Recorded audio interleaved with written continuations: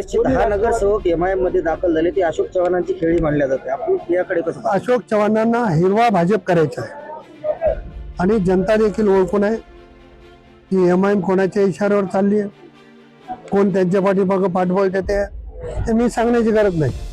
देगलूर नाका भागातून अनेक सहकार्यांचे मला फोन आले, हमारे इधर भी अभी हरा भाजप बढ़ रहा है. ही जी भूमिका आहे ते खरं तर ज्यांनी हे करायला लागले त्यांच्या नेतृत्वाचं अपयश आहे की एवढे वर्ष राज्य करून त्यांना त्या भागात उमेदवार मिळत नाही, ही शोकांतिकाच आहे. दोन्ही राष्ट्रवादी एकत्र येण्याची चिन्ह आहेत. त्यांना एमआयएम मध्ये पाठवण्याचा सर्वात मोठा हात कोणाचा असेल तर ते अशोकरावजी चव्हाण यांचा हात त्याच्या पाठीमागे आहे.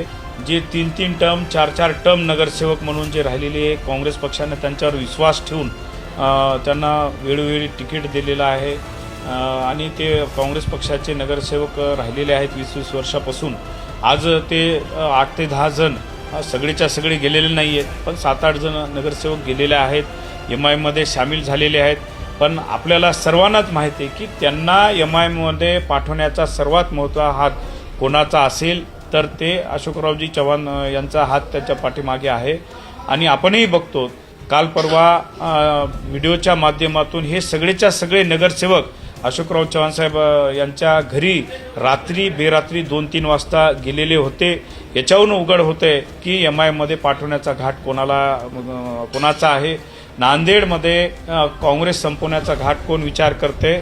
पण मी जनतेला सांगू इच्छितो की नांदेडमधली काँग्रेस ही कधी न संपणारी काँग्रेस आहे. आजही राष्ट्रवादीचे ते असं म्हणत आहेत की अशोक चव्हाण यांना भाजप हिरवी करायचे, एमआयएमचे पक्षप्रवेश तुम्ही घडवून आणले असं. एमआयएमचा माझा काही संबंध नाही. त्यांना प्रचाराला कुठला मुद्दा शिल्लक नाहीये आणि त्यांच्यात जर ताकद असती ते थांबवा तिकडे. हे सगळं ओपन टेरिटरी आहे. आज निवडणुकीसाठी कोणालाही कुठल्याही भागात जाता येतं, पक्षात माणसं घेता येतात, त्यांनी जावा प्रयत्न करावे.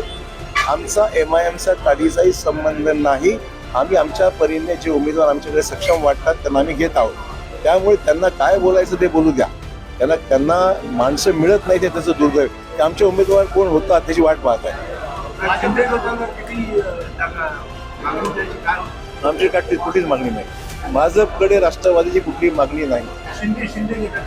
चर्चा तर असे काय आहे, काही अंतर्गत गोष्टी मला बाहेर सांगता येत नाही. त्यांची चर्चा आमची सुरू आहे. DP सावंत आणि ते अमर राजूरकर, चैतन्य बाबू देशमुख जाऊन आले. 2-3 वेळा चर्चा झाल्या.